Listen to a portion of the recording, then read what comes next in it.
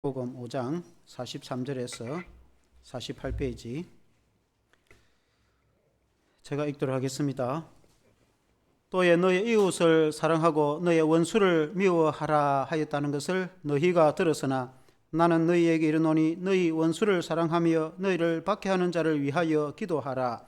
이같이 한즉 하늘에 계신 너희 아버지의 아들이 되리니 이는 하나님이 그 해를 악인과 선인에게 비추시며 비를 의로운 자와 불의한 자에게 내려주심이라. 너희가 너희를 사랑하는 자를 사랑하면 무슨 상이 있으리요? 세리도 이같이 아니하느냐? 또 너희가 너희 형제에게만 무난하면 남보다 더하는 것이 무엇이냐? 이방인들도 이같이 아니하느냐? 그러므로 하늘에 계신 너희 아버지의 온전하심과 같이 너희도 온전하라. 아멘. 하나님을 본받으라 라는 제목으로 말씀을 드리겠습니다. 우리나라에 유명한 의사 선생님인 장기려 박사가 있었습니다. 그분은 이북 출신인데 6.25 전에 한국에 남한에 내려와서 고신의료원, 지금 고신대학교 보건병원을 설립한 분이죠.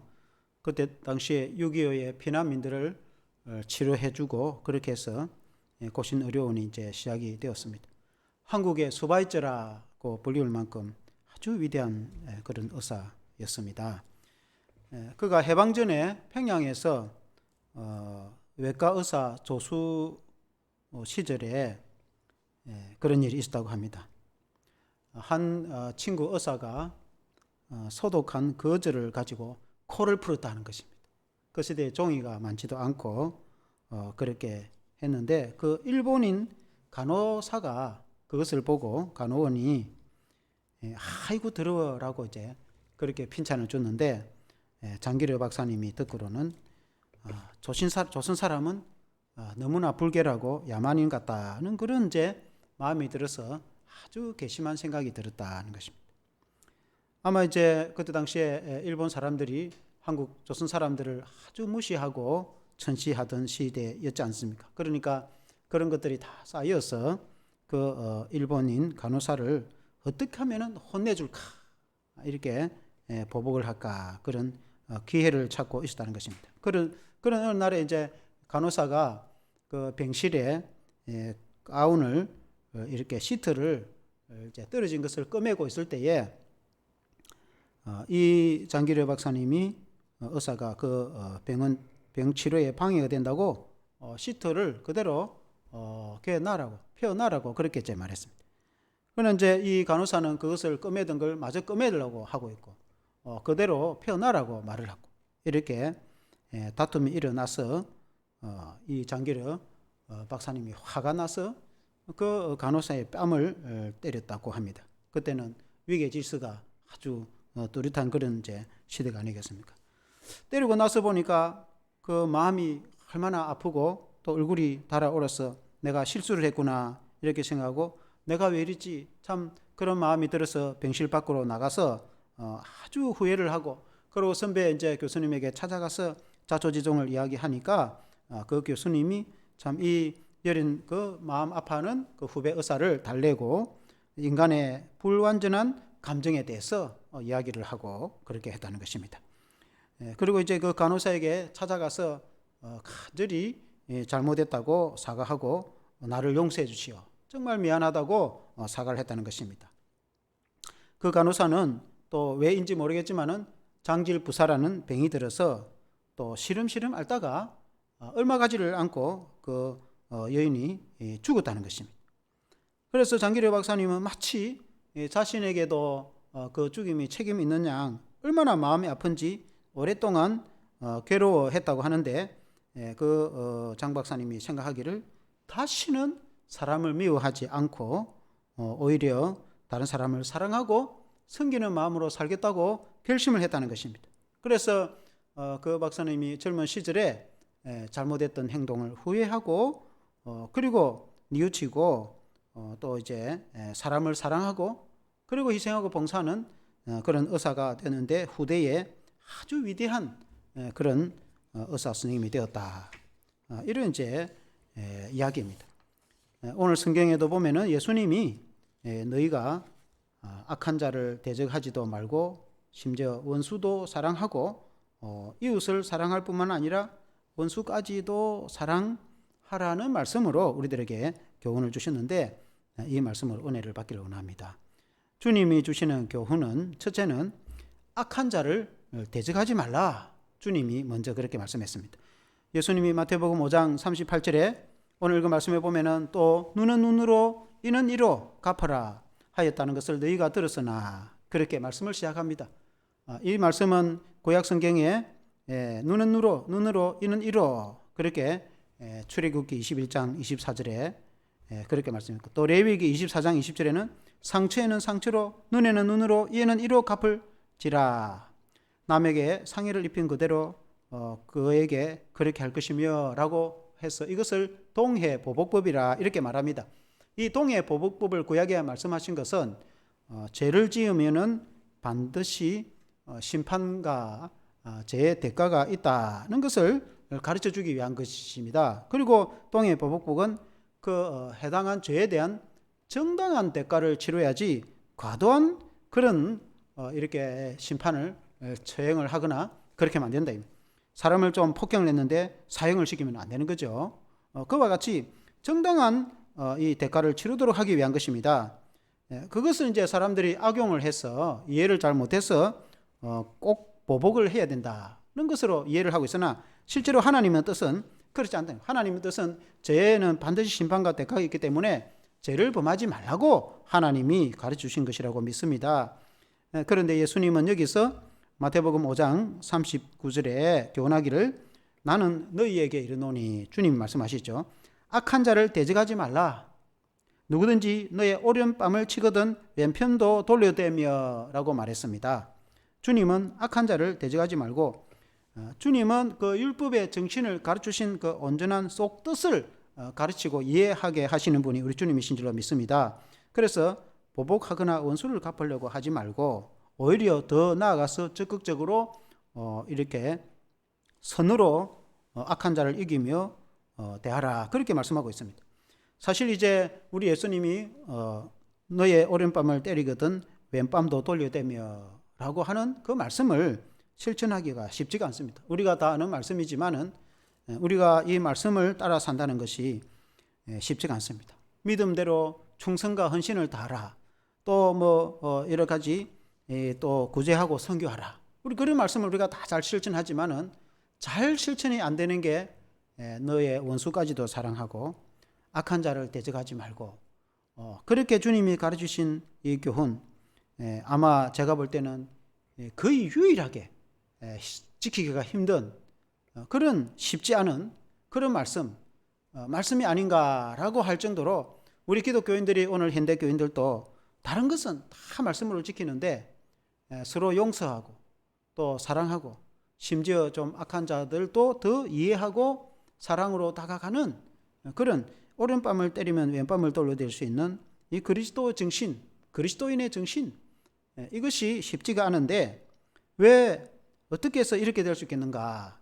그것은 우리가 주님을 먼저 생각할 때에, 우리 자신이 죄인 되었을 때에 우리 주님이 하나님과 우리가 원수 되었을 때에, 이미 우리가 악인으로 있을 때에 하나님은 오랫동안 참으시고, 그리고 주님이 오셔서 우리 죄를 대신해서 주님이 징벌을 받으셔서 우리를 구원하시면서 우리가 악할 때에 주님이 우리를 용서하시고 사랑하셨다고 볼 수 있어요. 또한 주님이 이 땅에 오셔서 죄인된 우리를 대신해서 모진 고통을 받으셨지만은 다 참으셨습니다. 주님이 십자가에 달리실 때에 지나가는 나그네도 너가 그리스도이면은 너나 먼저 구원해서 십자가에서 내려와 봐라 라고 조롱하기도 하고, 군인들도 예수님을 조롱하며 바리새인들과 또 심지어 한편 강도까지도 너도 구원하고 우리도 구원하라고 그렇게 수없이 많은 사람들이 비웃었지만은 주님은 그들을 다 보복하지 아니하시고, 주님은 십자가에 매달리 기도하기를 아버지여 저들의 죄를 용서하여 주옵소서, 저들이 하는 일을 저들이 모르나이다 라고 기도를 했어. 그때에 로마 백부장이 과연 저가 그리스도이시다, 그렇게 고백을 하는 모습을 보게 되는 것입니다. 과연 저 예수님이 의인이시다라고. 우리 예수님은 자신을 대적하는 그 사람들을, 비웃고 조롱하는 그 사람들을 다 보복하지 않으시고 참으시고, 심지어 핍박하고 또 그 자신을 십자가에 못 박은 로마의 군병들의 그 자손들을 위해서 기도해서 결국은 로마 군인들이 예수를 믿어서 로마의 대제국이 복음화되는 일이 있었지 않습니까?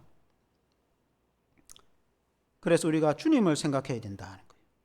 우리 자신만 생각하면은, 우리의 사고에 매이면은 우리가 원수를 용서하거나 우리를 대적하는 그 사람들을 사랑하기가 쉽지가 않습니다. 그러나 우리가 주님을 생각하면은 우리가 가능성이 있습니다. 마태복음 5장 40절에 보면은 또 너를 고발하여 속옷을 가지고자 하는 자에게 그도까지도 가지게 하며, 그렇게 말했습니다. 너를 고발하는 자들, 좀 사정을 부탁하고 빌어서 이렇게 요청을 하는 사람이 아니고, 고발하는 사람은 사실은 법적으로 적대자이죠. 심지어 나를 법원에 고발하는 사람, 고발해서 속옷을 가지고 한지, 다른 성경에는 겉옷을 가지고자 하는. 그러나 이것은 어느 것을 더 이렇게 우선이다, 이런 게 중요한 것이 아니고, 이것을 요구했을 때 저것까지도 주라는 그런 의미인데, 예수님이 너를 고발하는 자에게도 친절하게 주님이 대하라고 그렇게 가르치는데, 그리고 또 주님이 마태복음 5장 41절에 또 누구든지 너로 억지로 오리를 가게 하거든 그 사람과 심리를 동행하고 라고 했죠. 그때 당시에 로마의 지배를 받고 있었는데, 유대인들이 로마의 지배국이 피지배국 사람들에게 오리를 강제 동원을 할 수가 있었어요. 예수님이 십자가에 무거운 십자가를 지고 갈 때에 구레네 사람 시몬에게 로마 군인이 대신 지라고 하니까 지고 가는 걸 보지 않습니까? 이와 같이 이 오리를 그렇게 강제 동원을 하더라도 오히려 심리를 가져라, 주님이 그렇게 이제 말씀했습니다. 그래서 우리 주님은 그 요구하는 것을 이상으로 선대를 하라, 그렇게 말씀했습니다. 왜 그렇습니까? 그것은 우리가 하나님의 백성, 하나님의 백성은 주님의 빛을 나타내도록 하기 위해서 그렇습니다. 마태복음 5장 42절에도 보면 너에게 구하는 자에게 주며 너에게 꾸고자 하는 자에게 거절하지 말라, 그렇게 말씀했습니다. 너한테 잘 대해주는 사람만이 아니라 너에게 꾸고자 하는 자에게 거저 주라, 그렇게 이제 말씀하고 있는 것입니다. 더 주라는 것입니다. 우리 하나님 주는 자에게 더 복을 줄 것이다. 주는 자가 복이 있는데 너가 주라, 그래 하면 흔들어 넘치도록 너에게 줄 것이다. 주님이 왜 주라고 말씀하시는가? 주면은 우리가 다 빈털터리가 되는 것이 아니고 주는 자에게 더 하나님이 100배로 갚아주시는 것입니다. 그래서 하나님께서는 주라, 그러면 너에게 흔들어 넘치도록 줄 것이다, 그렇게 말씀하고 있는 것입니다. 우리도 또 용서를 하면은 하나님이 우리를 더 많이 용서를 하시는 분이신 줄로 믿습니다. 그러므로 우리가 주님의 말씀에 우리가 순종하고 주님의 뜻을 헤아려야 되는 줄로 믿습니다. 그러면 우리 그리스도인들은 이 세상에 세상 사람들이 가진 그런 가치관으로 살아가는 것이 아니라 우리는 예수님의 자자로서 우리 예수님이 가르치신, 주님이 우리에게 가르치신 말씀과 주님의 그 시각으로 세상을 바라보며 우리가 살아가야 되는 줄로 믿습니다. 우리의 세계관이나 우리의 가치관이 그리스도인의 가치관으로 살아가야 된다는 것입니다. 우리 인간이 완전하지는 않지만은 주님의 말씀을 의지하여서 조금씩 실천하면서 살아가다 보면은 하나님의 놀라운 기적이 일어날 줄로 믿습니다. 두 번째는 너의 원수를 사랑하고 위하여 기도하라고 말씀하고 있습니다.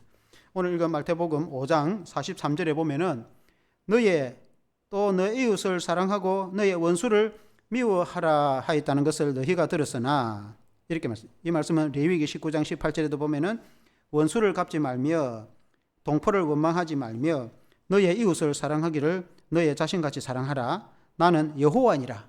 이웃은 보통 유대인들이 생각하는 이웃은 자신의 동족을 이웃이라 이렇게 생각합니다. 자신의 동족은 사랑하고 그리고 이제 원수를 미워하라고 그런 마음들이 대체적으로 있었습니다. 그러나 주님은 너의 원수까지도 사랑하라, 이렇게 주님이 이제 가르치고 있는데, 마태복음 5장 44절에 보면은 나는 너희에게 이르노니 너희 원수를 사랑하며 너희를 박해하는 자를 위하여 기도하라. 우리 신약의 성도들에게 주님 말씀하시기를 원수까지도 사랑하라.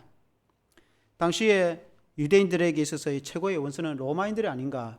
왜냐하면 로마는 철기군을 동원해서 유대를 지배하고 많은 세금을 거두어가고 착취하는 그런 지배국이었습니다. 비지배국으로 볼 때 이 지배국이 그야말로 원수와 같을 것입니다. 그리고 신앙적으로 종교적으로 많은 핍박을 하였습니다.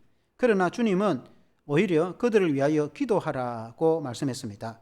그래서 신약의 기독교인들이 이 로마인들을 적대시 하지 않고 얼마나 그들을 위해서 기도를 하고 심지어 그 로마의 심장 로마시에까지 가서 복음을 전했어. 그 로마시가 결국은 로마가 기독교화 되는데 콘스탄틴 황제 때 313년에 콘스탄틴 황제 때에 기독교가 공인되고 그리고는 로마 제국차에 모든 도시나 지방에 교회를 세워서 자유롭게 복음을 전하도록 되었고 로마가 기독교 국가가 되고 그리고 로마를 통해서 유럽과 또 전 세계에 복음이 전파되는 그런 일이 있었습니다. 주님이 그 원수를 사랑하라고 한 말씀에 초대 기독교인들이 그 말씀을 실천해서 복음을 전했기 때문에 오늘날 전 세계에 복음화가 이루어진 것이지 만일에 그때에 그들을 핍박하고 억압하는 그들에게 복음을 전하지 않고 그들을 위해서 기도하지 않았다면 오늘 세계 기독교가 어떻게 되겠습니까? 오늘날 현대사회에서 우리 기독교인으로서는 종교를 인정하지 않는 공산주의가 아마 가장 싫을 수도 있습니다. 그러나 우리가 이 러시아도 그렇지만은 중국에 우리 한국이 얼마나 선교를 많이 한 줄 모릅니다. 한국 교회가 물량으로도 중국에 얼마나 지원을 많이 한지 모릅니다. 그래서 중국이 많이 복음화되고 지금은 거의 10%에 육박할 정도로 기독교 복음화가 되었는데 우리는 중국인들을 사랑하고 그들에게 복음을 전했습니다. 만일에 우리가 복음을 전하지 않았다면 어떻게 됐겠습니까? 이제는 우리가 일본을 전도해야 될 줄로 믿습니다. 일본 군국 제국주의는 사실은 우리나라에 너무나 많은 그런 피해를 입혀 이루 말할 수 없지만은 그러나 현대에 사는 일본인들을 자체를 우리가 미워할 필요까지는 없는 것입니다. 그 군국주의가 잘못된 것이지 일본 사람 자체를 우리가 미워할 필요는 없는 것입니다. 그래서 또 우리가 그들에게 복음을 전해서 일본 사람들이 예수님을 믿는다면은 이 동아시아가 평화벨트가 이루어져서 그리고는 또 동남아시아 선교와 세계 선교를 감당하게 될 것입니다.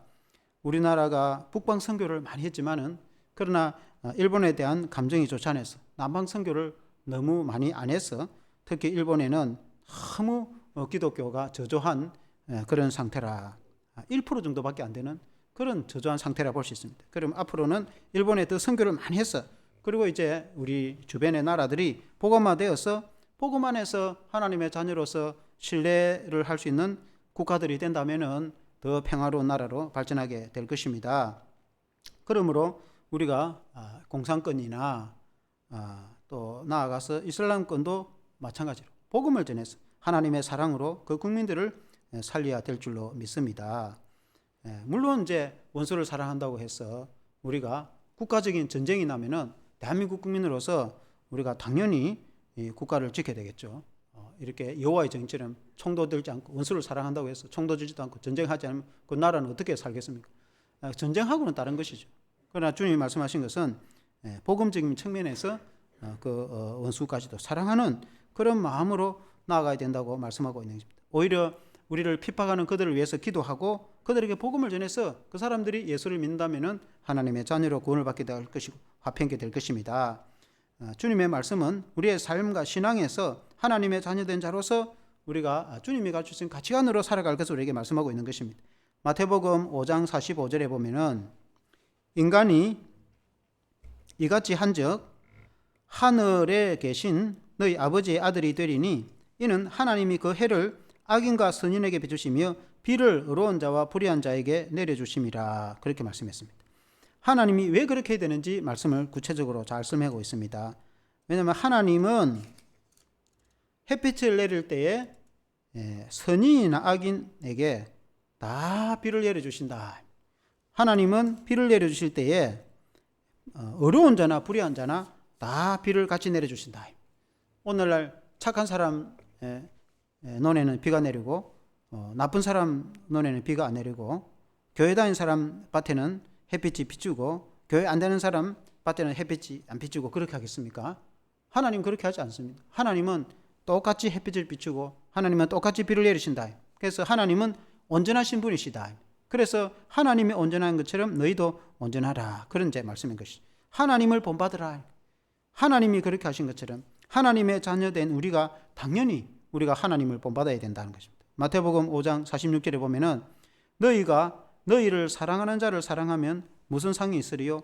세리도 이와 같이 하느니라. 그렇게 말씀했습니다. 자기를 좋아해주고 사랑하는 자만 사랑한다면은 세리하고 다를 바가 뭐냐? 세리는 당시에 가장 죄인 중에 죄인을 세리라고 표현합니다.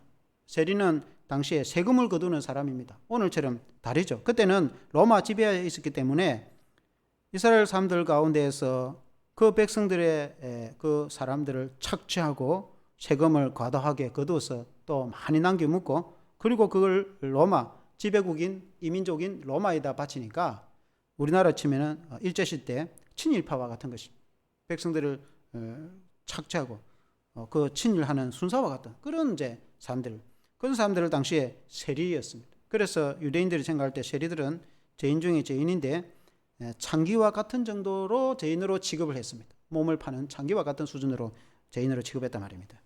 그런데 그런 죄인인 세리도 자기를 좋아해주는 사람은 좋아하고 자기를 미워한 사람은 미워한다. 그러니 하나님의 자녀된 우리가 그러면 하나님 세리하고 뭐가 다르냐? 세리하고 다를까가 그런 의미. 그러므로 우리가 예수님을 믿는 성도로서 우리가 하나님을 닮아서 하나님의 그 온전하심처럼 우리가 온전해야 될 줄로 믿습니다. 또한 주님이 말씀하시기를 마태복음 5장 47절에 보면은 또 너희가 너희 형제에게만 무난하면 남보다 더하는 것이 무엇이냐? 이방인들도 이같이 하느니라. 만일에 우리가 형제들이나 가족들에게만 무난한다면은 이방인과 다를 바가 뭐냐?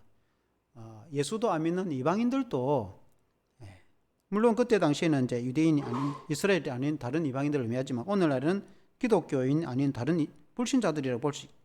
불신자들이라 할지라도 자기 친척을 돌보고 형제들을 돌보는 일을 다 합니다. 그런데 우리가 예수 믿는 성도가 자기 형제들이나 친척들만 돌보면은 안 믿는 불신자하고 뭐가 다르냐? 우리 적어도 하나님 믿는 하나님의 자녀는 다른 바가 있어야 되지 않겠습니까? 그러므로 우리와 혈육이 아닌 사람들도 우리가 사랑하고 돌보는 그런 일이 있는 것이죠. 특히 우리가 이제 우리 교회도 명절이 되면은 인근에 이제 복지관을 좀 돌보려고 우리가 애를 좀 쓰고 또 그렇게 하기도 하죠. 우리가 뭐 좀 개척교회라 많이는 못하지만은 사랑으로 이제 섬기려고 애를 좀 쓰고 있습니다. 이와 같이 우리 믿는 성도는 가난하고 소외된 이웃들을 돌보는 그런 빛이 되어야 되는 줄로 믿습니다. 우리 가족들만 돌보고 우리 형제들만 돌보면은 여러분 기독교인이 무슨 의미가 있겠습니까? 교회도 마찬가지죠. 교회가 자기 교회만 돌보고 교회 안에서만 잘 이렇게 먹고 살면은 그리고 안 믿는 사람들이라 세상에 대해서 우리가 관심과 사랑이 없으면은 어떻게 되겠습니까? 하나님은 그렇게 하지 않는다. 하나님은 똑같이 그들을 함께 사랑해 주신다는 것을 햇빛과 비를 똑같이 내려주듯이 하나님은 그들을 똑같이 사랑하신다. 그래서 우리가 하나님을 본받아서 그들을 사랑해야 된다. 그렇게 성경에 말씀하고 있습니다. 우리나라에 유명한 경주의 최부자라고 있습니다. 이 최부자 가문은 1600년대부터 1900년대까지 그 수백 년간 부자로서 살아왔는데 그 가문에 나름대로의 원칙이 있었어요. 그 부자로서 지킬 원칙이 첫째는 절대 진사 이상의 뱃설은 하지 말라. 높은 뱃을 때면 정치에 휘말려서 이렇게 집안이 화를 당할 수 있다. 두 번째는 제사는 1년에 1만석 이상을 모으지 말라. 너무 과도하게 제사를 모으면 주변에 원성을 사서 큰 사회에 이렇게 반감을 사게 됩니다. 그래서 그 이상에 버는 것은 환원하고 돌려주라. 사회에 환원하라. 그리고 도와주라. 그 말입니다. 그리고 나그네를 후하게 대접하라. 나그네는 가진 것이 없기 때문에 그들에게 후한 대접을 하여 푸근한 마음을 가지면 그들이 좋은 소문을 내겠죠. 또 네 번째는 흉년에는 남의 노밭을 매입하지 마라. 고리대금업자나 악한 그런 사람들은 흉년이 들었을 때 가난한 사람들의 것을 싸게 사가지고 착취를 하죠. 그러나 그렇게 하지 말아요. 사업을 하거나 돈을 버는 것은 남의 것을 착취하려고 하는 것이 아니라 부유하게 하고 주변 사람들에게 윤택하게 하기 위해서 하는 것이다. 남의 피눈물을 사고 원통케 하는 일을 하지 마라. 그리고 5번째는 가문의 며느리들이 시집을 오면 3년 동안 무명옷을 입혀라. 그러니까 크게 부자로서 이렇게 티를 내거나 행세를 하지 마라. 겸손하게 살아가고 그것이 몸에 입혀서 평생에 살면서 그걸 잊지 말라는 거예요. 주변에 고통받는 사람들의 그걸 잊지 말라. 어려운 사람들을 잊지 말라. 그리고 6번째는 사방백리 안에 굶어 죽는 사람이 없게 하라. 우리는 잘 먹고 잘 사는데 주변에 사람들이 굶어 죽고 있으면 나중에 어떻게 되겠습니까? 존경받는 그런 부자가 될 수는 없어요. 명예로운 사람이 될 수가 없어요. 그래서 사방백리 안에 굶어 죽는 사람이 없도록, 그래서 이제 그 대문 앞에다가 쌀독을 항상 통을 이 사각상자를 배치해 가지고, 그리고 자그마한 구멍을 내서 이렇게 한 손을 넣으면 들어가도록 돼 있어요. 그래 가지고 정 쌀이 양식이 없는 사람은 와 가지고 이제 쌀을 좀 이렇게 가져가도록, 그러니까 너무 많이 확 퍼가지 못하도록 그렇게 다 만들어냈어요. 그래서 이렇게 먹고 살아갈 수는 있도록 누구든지 언제든지 와서 그 쌀을 가져갈 수 있도록 집 앞에다가 쌀독에 항상 쌀을 배치해 뒀다는 것입니다. 그래서 그런 정신이 대단하다는 것입니다. 자기 집안 사람이나 그런 친척과 혈육도 아니지만 주변 사람들을 먹였다 그 말이죠. 하물며 우리 믿는 성도는 우리가 이웃을 돌보고 또 우리도 잘 살아야 되겠지만 주변 사람들이 함께 잘 살아가도록 주변 사람들을 위해서, 그리고 그들에게 베풀고 하는 그런 기독교 정신으로 이렇게 살아가야 된다. 그것이 하나님의 뜻이다는 말씀이죠. 결론적으로 너희도 아버지와 같이 온전하라 하는 것이 주님의 말씀인 것입니다. 마태복음 5장 48절에 보면은 그러므로 하늘에 계신 너희 아버지의 온전하심과 같이 너희도 온전하라.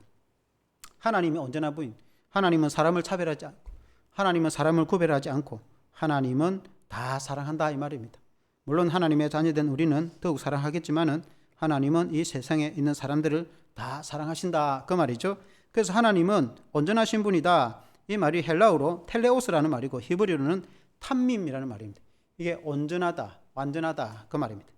원이 동그랗게 온전하듯이 하나님은 흠이 없이 온전하신 분이신데, 우리가 하나님을 닮아서 온전한 분이 되어서 다른 사람들도 함께 사랑할 수 있는, 나와 가까이 나와 친한 사람만 사랑하는 것이 아니라 다른 모든 사람들도 다 사랑하는 그런 마음이 하나님의 마음인 것입니다. 그래서 우리가 이 세상에 살아가면서 주님이 우리에게 주신 하나님의 자녀로서의 기독교인의 가치, 그리스도인의 가치로서 세계관을 가지고 살아가야 되는데, 우리가 완전한 사람은 없겠지만은 그러나 하나님 말씀에 따라서 주님이 가르친 교훈에 따라서 우리가 조금씩 이렇게 헌신을 하고 노력을 하다 보면은 좋은 그런 품성을, 좋은 인격을 갖추어서 하나님의 자녀로서 주님의 합당한 세계관을 가지고 살아가게 될 줄로 믿습니다.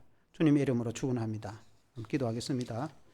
하나님 아버지 감사합니다.